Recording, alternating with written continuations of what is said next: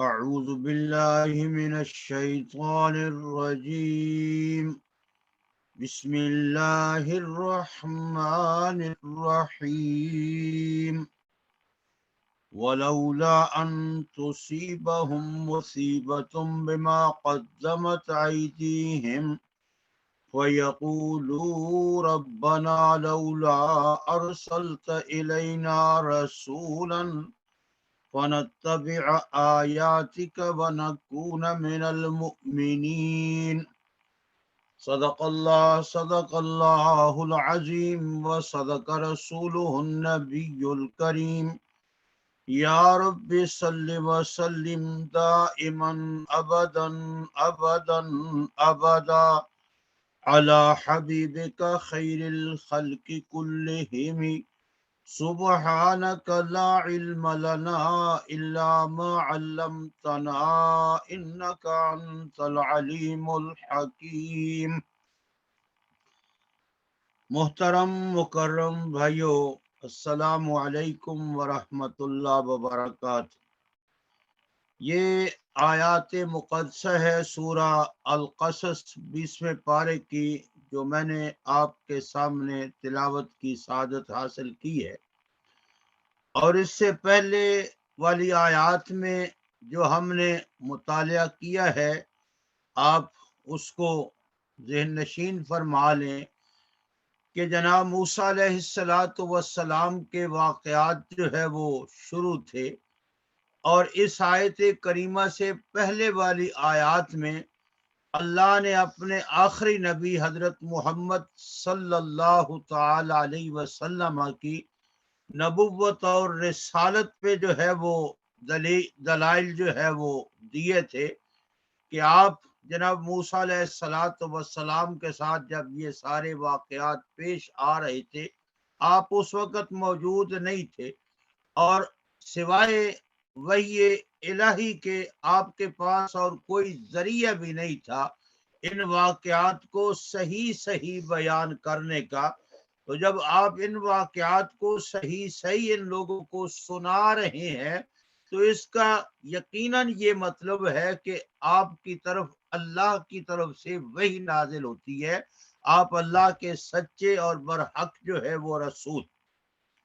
اب اس آیت کریمہ کے اندر اللہ رب العالمین یہ مشرکین مکہ سے اور دوسرے مشرک قبائل سے ایک شکوہ کر رہے ہیں،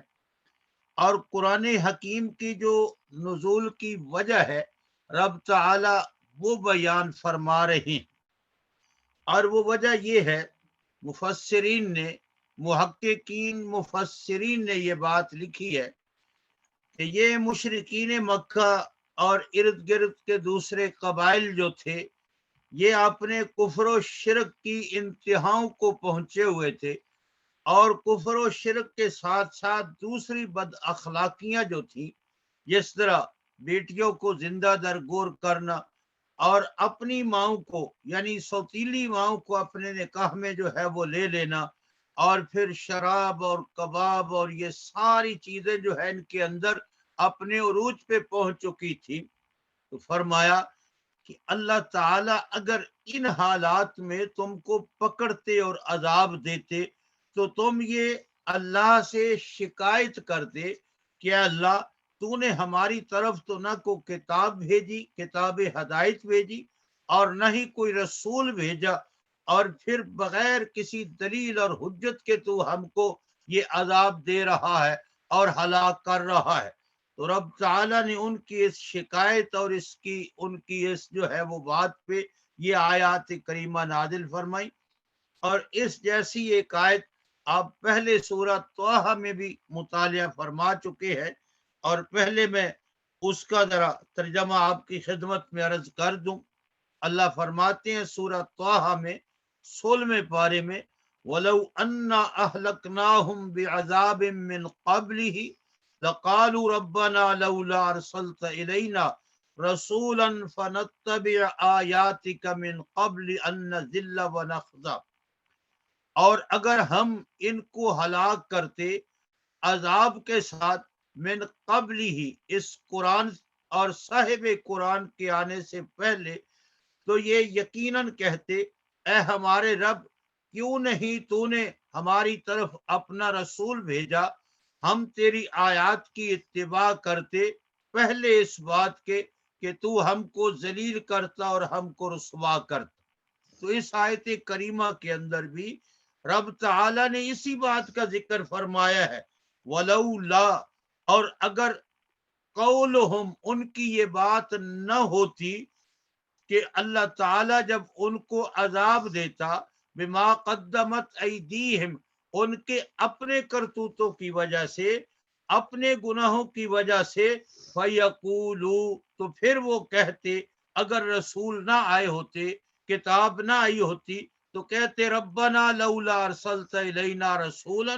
اے ہمارے رب تو نے ہماری طرف اپنا رسول کیوں نہیں بھیجا، فنتبع آیاتک، ہم تیری آیات کا اتباع کرتے، وَنَكُونَ مِنَ الْمُؤْمِنِينَ، اور ہم ایمان والوں میں سے ہو جاتے۔ میرے بھائیوں، رب تعالی نے سورہ النساء کے اندر یہ بات ارشاد فرمائی ہے کہ اللہ فرماتے ہیں کہ قیامت کے دن جب یہ پکڑے جائیں گے، اس لیے ہم نے ان لوگوں کی طرف رسول بھیجے ہیں کہ یہ نہ کہیں وما جاءنا من بشیر ولا نذیر، کہ ہمارے پاس تو کوئی خوشخبری دینے والا اور کوئی ڈرانے والا آیا ہی نہیں تھا، اس لیے ہم نے کتابیں اور رسول بھیج کر جو ہے ان لوگوں کے خلاف حجت نہ ماننے والوں کے لیے حجت قائم کی تھی، اور ماننے والوں کے لیے جو ہے وہ بخشش کی حجت جو ہے وہ دلیل ان کو بنایا تھا۔ تو فرمایا فقد جاء بشیر و نذیر، ہر قوم کے لیے بشیر بھی آئے اور نذیر بھی آئے۔ اور سورہ فاطر کے اندر رب تعالی نے فرمایا وما كنا معذبین حتی نبعث رسولا، ہم کسی قوم کو عذاب نہیں دیتے یہاں تک کہ ہم عذاب سے پہلے ان کی طرف کو اپنا رسول بھیجتے ہیں جو ان کو اللہ کے عذاب سے خبردار کرتا ہے اور ان کو اللہ کی طرف جو ہے وہ دعوت دیتا ہے اور بلاتا ہے۔ اس لیے رب تعالی نے بغیر کسی قوم کی طرف رسول بھیجے کسی قوم کو ہلاک نہیں کیا، اور یہ پہلی اقوام کی تاریخ جو قرآن حکیم نے ہمارے سامنے بیان کی ہے وہ بالکل واضح اور روشن جو ہے وہ موجود ہے۔ جناب نوح سے لے کر آگے جناب ابراہیم، جناب موسیٰ علی ھذا القیاس جو ہے وہ تمام پیغام۔ یہاں ایک بات جو ہے وہ میں آپ بھائیوں کی خدمت میں عرض کرنا چاہتا ہوں، جس طرح یہاں بھی رب تعالی نے فرمایا کہ اگر رسول کے آنے سے پہلے ان کو عذاب ہوتا تو پھر یہ بات کہتے کہ آپ نے ہماری طرف ہمارے رب کیوں نہیں رسول بھیجا، فنتبع آیاتک، ہم تیری آیات کی جو ہے وہ اتباع کرتے۔ اور سورہ طٰہٰ میں بھی رب تعالی نے فرمایا فنتبع آیاتک من قبل، عذاب آنے سے پہلے اگر تیری کتاب آتی تو ہم تیری آیات کی اتباع کرتے۔ میرے بھائیوں، اگر قرآن حکیم کے اندر غور و فکر کیا جائے تو جتنے بھی انبیاء علیہم الصلاۃ والسلام اس دنیا میں آئے ہیں تو کسی نبی کی ذات کے ساتھ جو ہے ان مشرکین کا کوئی اختلاف، کوئی جھگڑا اور کوئی لڑائی نہیں تھی۔ اگر ان کا اختلاف اور جھگڑا تھا تو صرف اور صرف اس اللہ کے پیغام کی وجہ سے تھا جو اللہ تعالیٰ اپنے نبی کے اوپر ان لوگوں کی ہدایت کے لیے جو ہے وہ بھیجتے تھے۔ جس طرح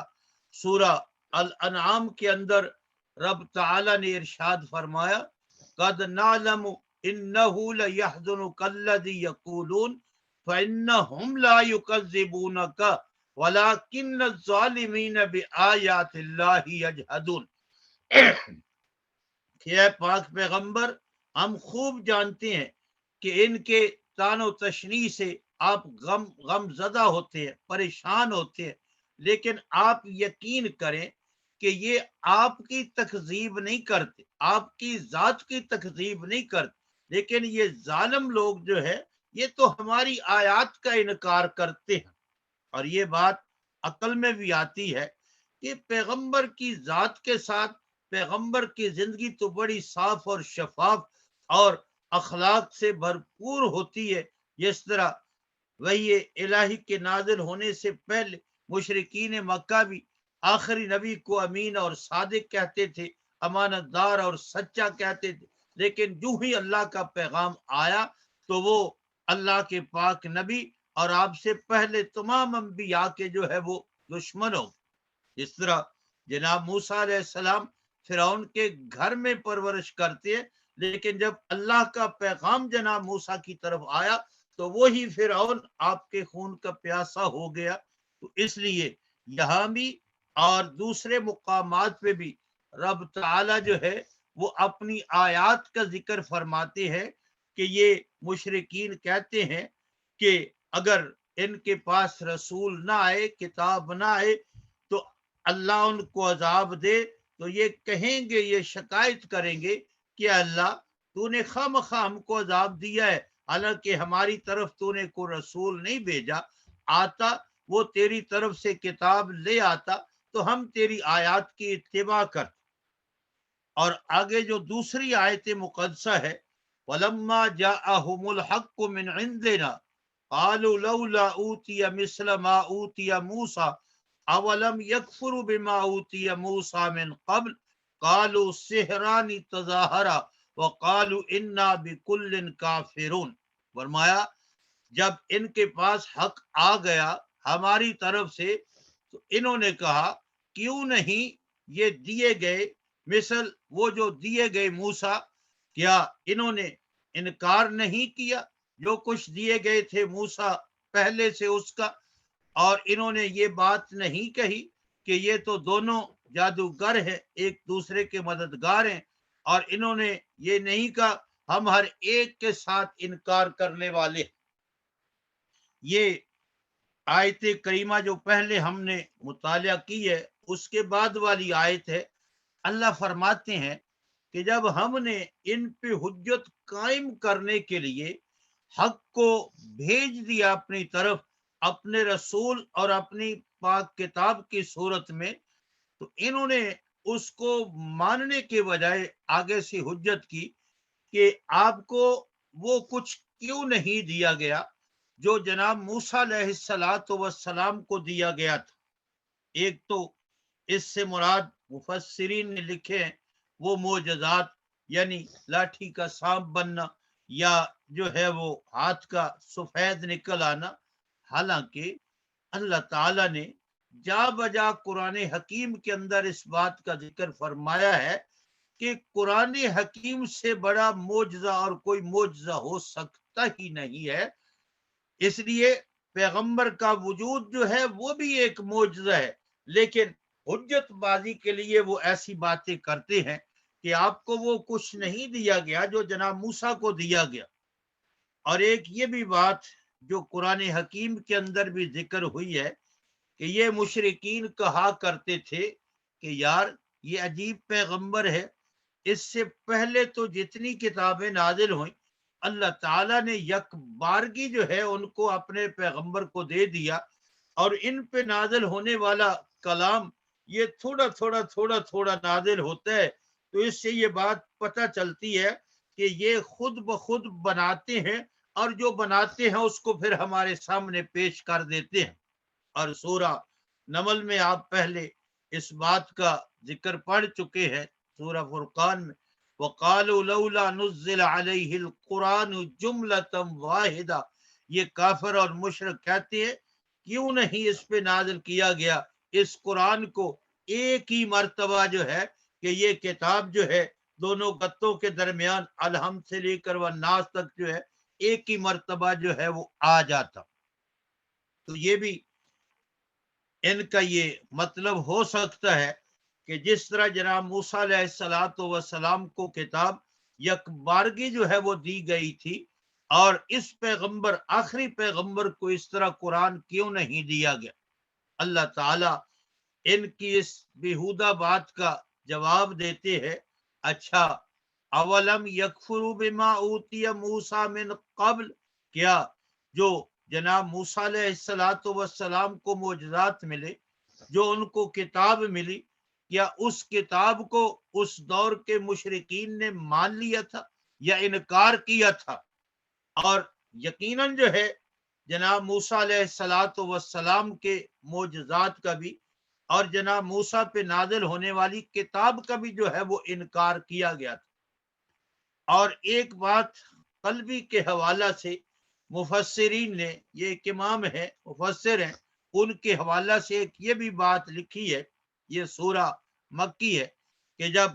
آخری نبی نے اللہ کا پیغام ان کے سامنے ان کو سنانا شروع کیا، انہوں نے کہا کہ ہم تو ان پڑھ لوگ ہیں، جاہل لوگ ہیں، کیوں نہ ہم اپنا کو نمائندہ یہود کے پاس بھیجے اور ان سے پوچھ کے آئے کہ کیا نبی ایسا اور نبی کا پیغام ایسا ہو سکتا ہے؟ تو ان کا نمائندہ جب وہاں گیا جہاں یعنی مدینہ اور ارد گرد یہودی آباد تھے، ان کے علماء سے پوچھا، انہوں نے ان کو کہا کہ وہ جو باتیں کرتے ہیں نا، وہ تو محسوس ہوتا ہے کہ نبی ہی کر سکتا ہے، اس لیے کہ آپ کی یہود کے ساتھ جو مخالفت ہوئی ہے وہ آخری دور میں اور ہجرت کے بعد جو ہے وہ زیادہ تر اس وقت ہوئی ہے۔ اور پھر جب بات کھلی کہ یہ آخری پیغمبر جو ہے یہ ہماری مخالفت بھی کرتے ہیں اور ہماری جو شکایات اور ہمارے بارے میں جو اللہ نے قرآن حکیم کے اندر باتیں نازل کی ہیں وہ بھی، تو اس وقت وہ دشمن ہو گئے۔ اور شروع میں تو اللہ فرماتے ہیں کہ وہ یہ چاہت رکھتے تھے کہ کاش کہ وہ نبی آئیں، ہم اس نبی پہ ایمان لائیں اور ایمان لا کر جو ہے وہ پوری دنیا پہ ہم غلبہ حاصل کریں۔ تو جب ان کی طرف سے یہ پیغام آیا مشرکین کو کہ ہو سکتا ہے کہ یہ وہی نبی ہوں، تو اب ان مشرکین نے کہا کہ ہم اس کا بھی انکار کرتے ہیں، اس کا بھی انکار کرتے ہیں، ہم ان دونوں کو نہیں مانتے۔ اور پھر کہا کہ یہ تو دونوں جادوگر ہیں، ایک دوسرے کے مددگار ہیں۔ اب یہ جو قرآن حکیم کا جملہ ہے ساحرانی تظاہرا، اس کا جو مصداق اور اس کا جو مفہوم مفسرین نے وہ 3 قسم کا ذکر کیا ہے، اور تینوں ہی ہو سکتے ہیں، کوئی اس کے اندر جو ہے وہ ایسی تضاد والی بات نہیں ہے۔ یا تو جناب موسیٰ اور ہارون کو کہہ رہے ہیں کہ یہ دونوں بھائی جادوگر ہیں اور ایک دوسرے کے یہ مددگار ہیں، اور یا پھر جناب موسیٰ اور حضرت محمد صلی اللہ تعالی علیہ وسلم کو یہ کہہ رہے ہیں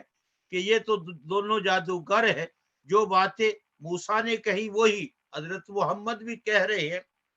اور آج بھی تورات کے اندر جو تحریف سے پاک ان کی تورات کی باتیں ہیں وہ بالکل قرآن کے مطابق اور قرآن کے موافق ہیں، قرآن کے مخالف نہیں ہے، لیکن ان میں تحریف جو ہے وہ در تعریف ہو چکی ہے۔ لیکن آج بھی کچھ آیات تورات کی ایسی ہیں جو قرآن کی آیات کی تصدیق کرتی اور قرآن جو ہے ان کی تصدیق کرتا ہے۔ اور تیسری بات یہ کہی کہ یہ تورات بھی ایک جادو تھا اور قرآن بھی ایک جادو ہے، اور یہ تورات اور قرآن ایک دوسرے کی جو ہے وہ مدد کرتے ہیں اور ایک دوسرے کی جو ہے وہ پشت پناہی کرتے ہیں۔ اور کہا ہم ہر ایک کا انکار کرتے، وقالوا انا بکل کافرون۔ اور سورہ سبا کے اندر رب تعالی نے بڑا عجیب و غریب انکار کرنے والوں کا نقشہ جو ہے وہ کھینچا ہے۔ رب تعالی فرماتے ہیں کہ جب ان کو ایمان کی دعوت دی جاتی ہے تو یہ کہتے ہیں وقالوا لولا نزل هذا القرآن، ہم اس قرآن کا بھی انکار کرتے ہیں اور اس قرآن سے پہلے جو کتابیں نازل ہوئی ہیں ہم سب کا جو ہے وہ انکار کرتے ہیں۔ اور پھر رب تعالی فرماتے ہیں کہ یہ انکار کرنے والے جو لوگ ہیں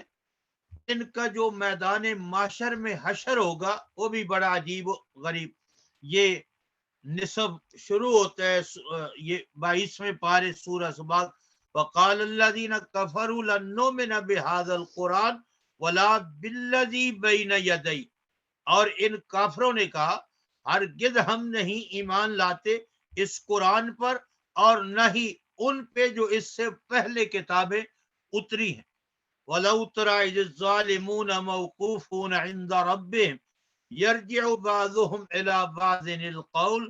काश कि ए मुखातब, ए पैगंबर, आप उस वक़्त देखें जब ये जालिम लोग अपने रब के पास खड़े किए जाएंगे और ये बाज बाज की तरफ जो अपनी बात को लौटा रहा होगा, और इनमें से जो कमजोर थे अवाम थे वो उन मुतकब्बिरीन को कहेंगे अगर तुम न होते ना हम तो ईमान ले आते। और ये मुतकब्बिरीन और वडेरे जो है आगे से जवाब देंगे अनहनु सददनाकुम अनिल हुदा बाद इज़ जाअकुम बल कुंतुम मुजरिमीन, क्या हमने तुमको हदायत से रोका था जब तुम्हारे पास आ गई थी, या तुम खुद ही मुजरम थे, हमारी बातों में आकर तुमने हक का इनकार किया। और फिर आगे से कमजोर लोग कहेंगे उन मुतकब्बिरीन उन वडेरों को बल मकरुल लैली वन नहार,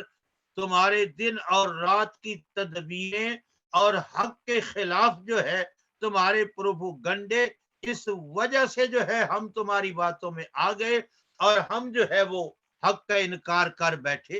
तो ये अल्लाह ताला ने कुरान हकीम के अंदर जा बजा इस बात का जिक्र किया है कि एक तो वो लोग हैं जिनके पास कुछ अकल समझ बूझ मालो दौलत होता है और वो हक के मुखालिफ होते हैं, तो उनका प्रोपोगंडा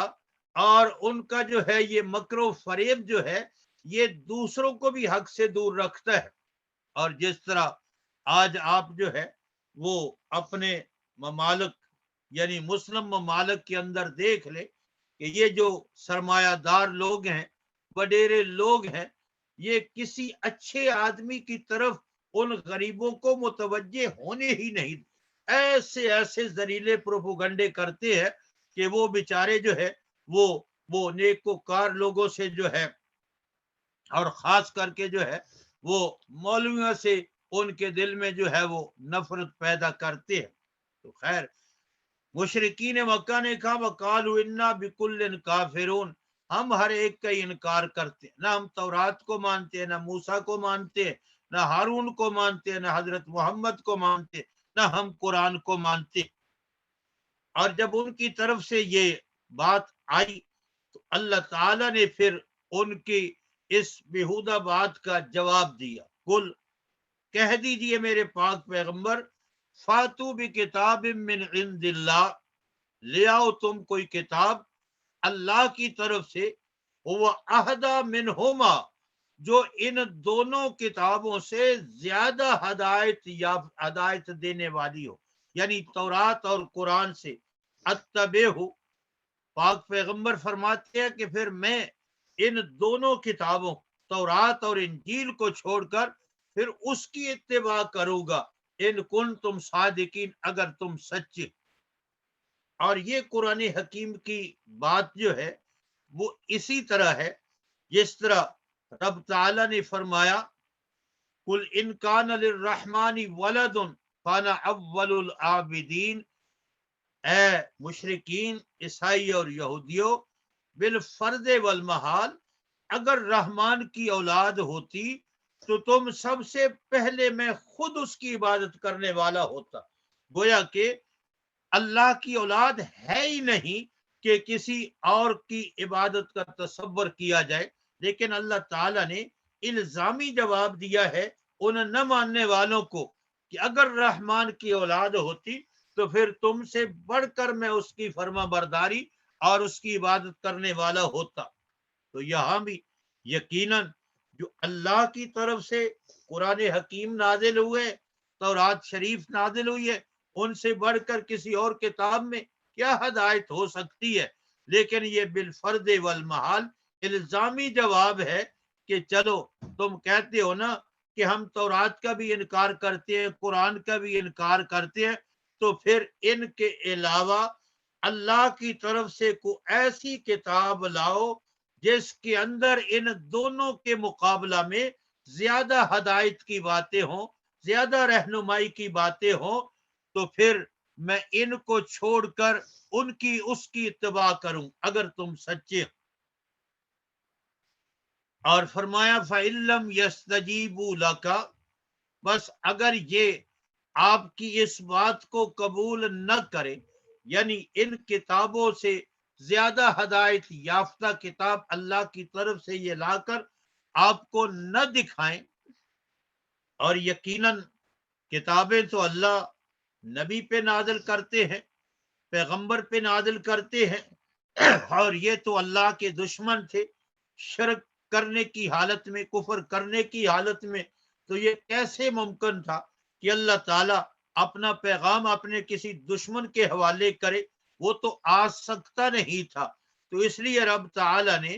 آگے والی آیت میں جواب دیا کہ میرے پاک پیغمبر، اگر یہ آپ کے لیے اس آپ کے چیلنج کو قبول نہ کرے، فَعْلَمْ، پھر آپ اچھی طرح جان لیں، انما یتبعون اہواءہم، یقیناً یہ منکرین جو ہے یہ اپنی خواہشات کی اتباع کرتے ہیں، نہ کہ کسی حق بات کی، اور نہ ہی کسی پہلے جو پیغمبر گزرے ہوئے ان میں سے کسی پیغمبر کی، اور نہ ہی ان سے پہلے کسی کتاب کی. یہ تو انہوں نے اپنی خواہشات کو اپنا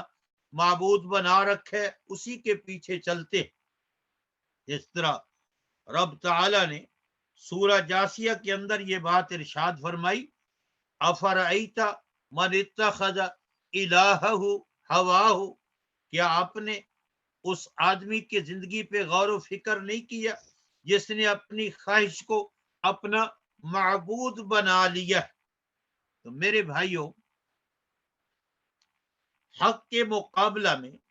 اپنی رائے، اپنی خواہش، اپنی تحقیق پہ عمل کرنا، یہ اپنی خواہش کو جو ہے وہ معبود بنانا ہے، اپنی خواہش کا جو ہے وہ اتباع کرنا ہے. اور یہ جو خواہشات ہیں نا، جس کو ہوا کے لفظ سے قرآن حکیم نے تعبیر کی ہے ہم خواہش، اور یہ بڑی طاقتور چیز ہے، اس لیے کہ اللہ تعالیٰ نے اپنے پاک پیغمبر، معصوم پیغمبر سیدنا داؤد علیہ السلام کو خاص کر کے یہ بات ارشاد فرمائی تھی، یا داؤد، اے داؤد، انا جعلناک خلیفۃ فی الارض، ہم نے آپ کو زمین کے اندر خلیفہ بنایا ہے، حکمران بنایا ہے. ولا تتبع الہوی، اب اپنی خواہش کی پیروی مت کرنا کہ اپنی اس اقتدار کے آنے کے بعد اپنی خواہشات کے پیچھے تو چلنا شروع ہو جائے. اس لیے یہ خواہشات کا گھوڑا یہ بڑا طاقتور ہے، اور اس کو اللہ کی توفیق کے ساتھ ہی قابو کیا جاتا ہے. اس طرح رب تعالی نے سورہ نازعات کے اندر یہ بات ارشاد فرمائی ہے، وَأَمَّا مَنْ خَافَ مَقَامَ رَبِّهِ وَنَهَى النَّفْسَ عَنِ الْهَوَىٰ، وہ لوگ جو اپنے رب کے سامنے کھڑا ہونے سے ڈرتے ہیں. وَنَهَى النَّفْسَ عَنِ الْهَوَىٰ، اور یہ نفس کی جو خواہشات ہیں ان کو روک کر رکھتے ہیں حق کے مقابلہ میں. فرمایا ان کا ٹھکانہ جنت ہے، اور وہ اس میں ہمیشہ ہمیشہ جو ہے وہ رہیں گے. میرے بھائیوں، آج کے اس دور میں ہم دیکھتے ہیں کہ ایک طرف جو ہے ہمارے برادری کے رسم و رواج ہوتے ہیں، ہماری اپنی خواہش ہوتی ہے، اور دوسری طرف جو ہے اللہ کے احکام ہوتے ہیں، پیغمبر کی سنت ہوتی ہے. لیکن بسا اوقات جو ہے اللہ کے حکم، پیغمبر کی سنت کو چھوڑ دیتے ہیں، اور وہ جو رسم و رواج اور اپنی خواہشات جو اپنے طور و طریقے ہم نے بنائے ہوئے ان پہ ہم جو ہے وہ عمل کر لیتے ہیں. اور یہ بے شمار واقعات جو ہے یہ دنیا میں اور اہل ایمان کے اندر جو ہے یہ موجود. آپ بیاہ شادی کو، آپ تو الحمدللہ یورپ میں رہتے ہیں، اور پھر یہاں اللہ کے دین کے ساتھ بھی تعلق پیدا ہو چکا ہے، لیکن یہ پاک ہند میں اور یہ دوسرے یورپ کے اندر بھی رہتے ہوئے یہ جو تمام ہندوانہ رسم و رواج کو جو ہے وہ اپناتے ہیں، کیا یہ خواہشات کی پیروی نہیں ہے. حالانکہ اللہ اور اللہ کے رسول نے جو شادی کا نکاح کا طریقہ بتلایا ہے وہ قرآن اور حدیث کے اندر پیغمبر کی سنت کے اندر موجود ہے. لیکن جب اس طریقے کی بات کی جائے تو پھر کہتے ہیں جی کہ یہ موقع نہیں. ایک موقع کے اوپر ایک مولانا نے جب یہی باتیں کہیں وہ شادی حال میں, تو وہ جو بڑے بڑے کھڑ پینچ سے کہنے لگے مولانا یہ تو موقع نہیں تھا ایسا. تو انہوں نے جواب دیا اچھا یہ موقع پھر ہوتا جب کوئی مرتا تو پھر میں یہ بات کہتا, ابھی تو موقع تھا جب یہ سارے خرافات تم کر رہے ہو. یہ مرد زن کا اختلاط اور پھر ایک ہی ٹیبل پہ غیر محرم اور خواتین یہ بیٹھے ہوئے بنی اور سنوری, یہ ساری خواہشات کی پیروی ہے. تو اس لیے خواہشات کی پیروی جو ہے یہ بڑا طاقتور گھوڑا ہے اور اس کو اللہ کی توفیق اور اس کے فضل و کرم سے جو ہے قابو کیا جاتا ہے. اور پھر رب تعالیٰ فرماتے ہیں وَمَنْ أَضَلُّ مِمَّنِ اتَّبَعَ هَوَاهُ, اس آدمی سے بڑا گمراہ کون ہو سکتا ہے جو ہدایت کے مقابلہ میں ہوا کی اتباع کرتے, خواہشات کی اتباع کرتے, وہ سب سے بڑا گمراہ ہے. اور اس کے سامنے پھر قرآن و سنت کی کوئی حد نہیں ہوتی. اور میرے بھائیوں, آپ یہ جائیداد کے معاملہ میں غور و فکر فرمائے, ہمارے پاس تو ہے ہی کچھ نہیں, لیکن جن کے کئی سینکڑے مربع ہے, یہ سندھ کے علاقے میں وہ ایک مضمون آیا تھا کہ وہ اپنی بیٹیوں کی کہتے ہیں قرآن سے شادی کر دی, اس ڈر کی وجہ سے کہ ہماری جائیداد جو ہے یہ تقسیم نہ ہو جائے, بیٹی ہماری جائیداد میں سے حصہ نہ لے جائے. تو ان کا جو یہ شرعی حق ہے خدا رسول کا دیا ہوا نکاح کا, اس کو چھین لیتے ہیں اور کہتے ہیں جی کہ قرآن سے شادی ہو, ہم نے اس کی کر, یہ ساری زندگی اسی گھر میں بیٹھی رہے. حالانکہ یہ ظلم ہے اور زیادتی ہے, لیکن یہ بھی خواہش کی تابع داری صرف. اور اسی طرح ہم نے دیکھا ہے کہ اپنی زندگی میں بیٹوں کے نام جو ہے اپنی وراثت لگوا دیتے ہیں تاکہ بعد میں بیٹیاں اس سے حصے دار جو ہے وہ نہ بنے. اور اللہ کے رسول کا اور اللہ کا فرمان ہے جو اپنے وارثوں میں کسی کو محروم کر دے وہ ہمیشہ ہمیشہ جہنم میں رہتا ہے. اس لیے رب تعالی فرماتے ہیں کہ یہ لوگ جو تورات و قرآن کا موسیٰ اور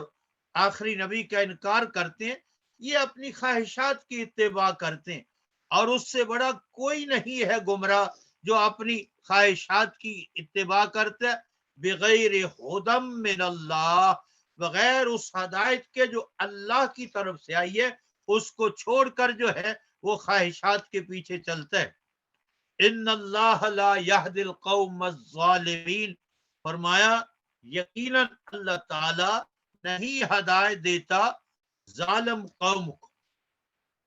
میرے بھائیوں, اس سے پہلے میں نے ہدایت کے متعلق آپ کے سامنے عرض کیا تھا کہ ہدایت پانے والے انسانوں کے 4 منزلیں ہیں, 4 جو ہے وہ ان کے جو ہے وہ منزلیں ہی ہیں.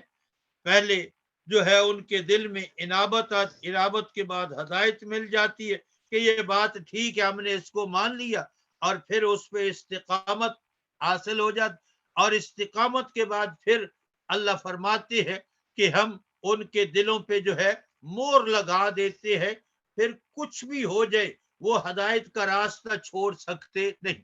اسی طرح یہ جو گمراہی ہے اس کے بھی 4 درجے. ایک پہلا درجہ تو یہ ہے کہ یہ اللہ اور اللہ کے رسول کے جو دیے ہوئے احکام ہے, پیغمبر کی سنتیں ہیں, اللہ کے حکم ہیں, ان کے اندر انسان کو شک پیدا ہوتا ہے. جس طرح آج بھی بے شمار لوگ شکوک و شبہات کا شکار ہے, یار اس دور میں بھی قرآن کا نظام جاری ہو سکتا ہے. جس طرح کچھ لوگ برملا کہتے ہیں یار اس دور میں بھی آج جو ہے وہ چوروں کے ہاتھ کاٹے جا سکتے ہیں, यार इस दौर में भी जो है वो शराबियों को कोड़े लगाए जा सकते हैं और जानियों को रजम या कोड़े लगाए जा सकते हैं। ये वो शुकूक व शुबहात इस्लामी निज़ाम के बारे में लोगों के दिलों में पैदा करते हैं कि ये एक मुहज़्ज़ब दौर है, पढ़ा लिखा दौर है और वो एक वाशी दौर था जिसके अंदर जो है ये सारी चीजें जो है वो अल्लाह के पाक पैगंबर खुलफाए राशिदीन को करनी पड़ी और आज इनकी जरूरत जो है वो नहीं है। हालांकि उस दौर के मुकाबला में आज के दौर में अगर तकाबुल किया जाए तो ज्यादा गुमराही जो है वो मौजूद है और ज्यादा खराबियां जो है वो मौजूद हैं और उनके अंदर खराबियां भी थी और कुछ उनके अंदर सिफात भी थी। मिसाल के तौर पे जो है हर मुशरिक वो दाढ़ी भी रखता था, ये उनका एक रवाज था। खैर ये तो एक अलग। और हर मुशरिक जो है वो हर हाल में सच बोलता था और झूठ वो कभी नहीं बोलते थे। जिस तरह मशहूर वाकया है कि जब नबी करीम सल्लल्लाहु ताला अलैहि वसल्लम का गिरामी नामा वो हिरकले रोम के पास पहुंचा तो वो इत्तेफाक से इधर अपने इलाकों के दौरे पे शाम की तरफ आया हुआ था। तो उसने कहा कि यहाँ देखो कोई मक्के का रहने वाला को आदमी मिल जाए तो उसको मेरे पास लाओ। और इत्तेफाक से अबू सुफियान उस वक्त तक मुसलमान नहीं हुए थे, वो मिल गए, उनको ले गए उनके साथियों को। तो हिरकल ने उसको अबू सुफियान से कहा कि यार ये बताओ कि वो जो नबुव्वत और रिसालत का दावा करते हैं कभी उन्होंने झूठ बोला है?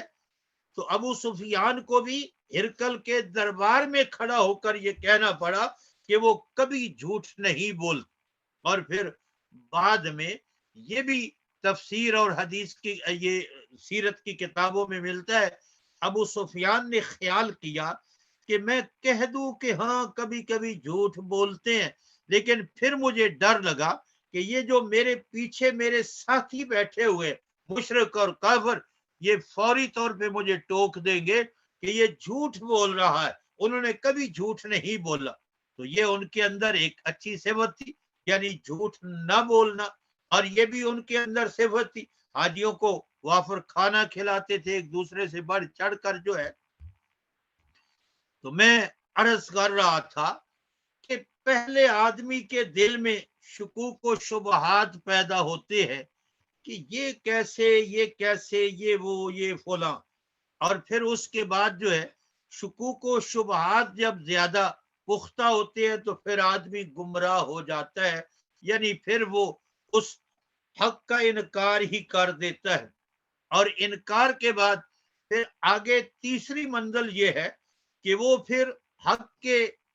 मुकाबला में हक वालों से जिदाल करता है, झगड़ा करता है, लड़ाई करता है और फिर अपने बातिल को साबित करने के लिए मुख्तलिफ किस्म की जो है वो बातें करता है। और फिर इससे आगे चौथा दर्जा और मंजिल ये है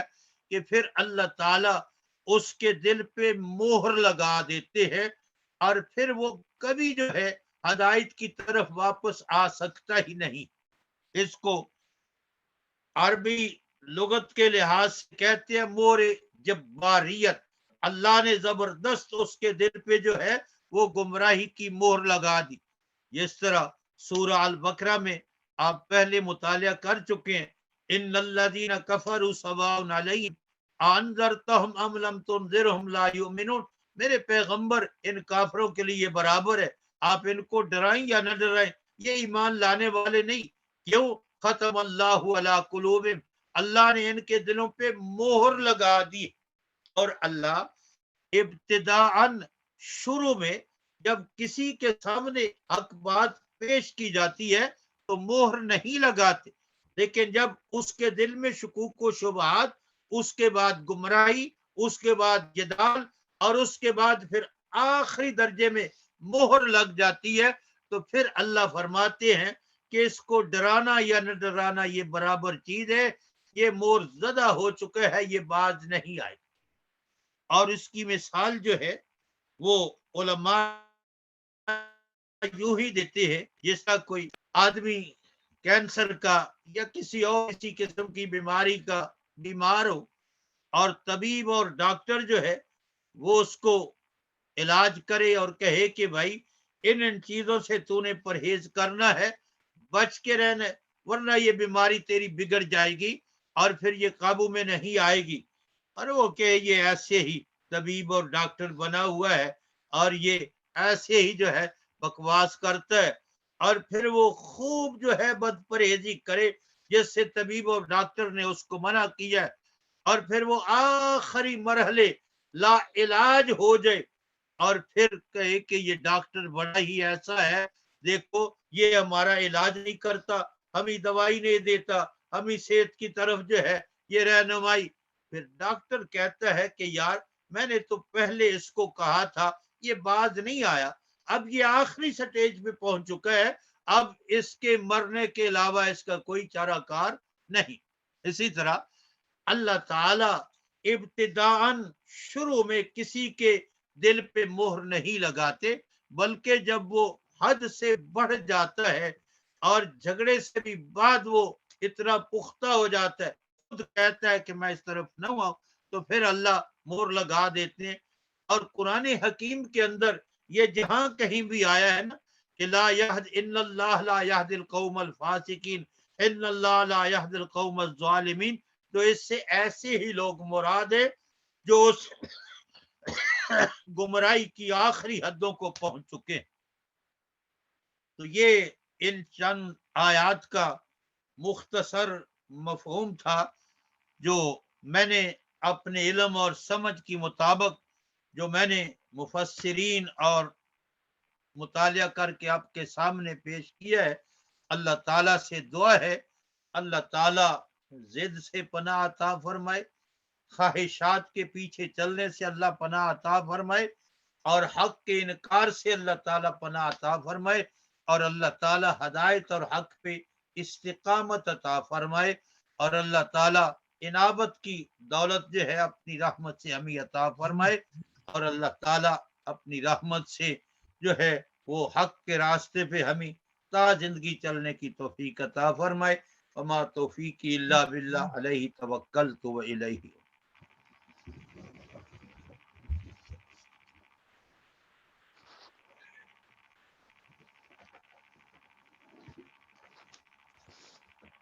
जी जी मौलाना साहब, अल्लाह ताला आपको जज़ा दे, माशाल्लाह बहुत मुदल्लल दर्स आज का। इकबाल भाई मैंने एक और प्रोग्राम की तरफ जरूरी जाना है, फिर यहीं इक्तफा करते हैं, आप हदीस का दर्स शुरू कर। ठीक है इंशाल्लाह, आज हम सवाल जवाब की जो फिर महफिल नशिस्त नहीं करते ना, ठीक है जैसे ही जी है। इंशाल्लाह आइंदा फिर इंशाल्लाह तफसील से करेंगे। ठीक ठीक, जज़ाकल्लाह, शुक्रिया, ओके जी, बहुत बहुत अस्सलाम मेहरबानी। वालेकुम। वालेकुम अस्सलाम व रहमतुल्लाहि व बरकातुहू।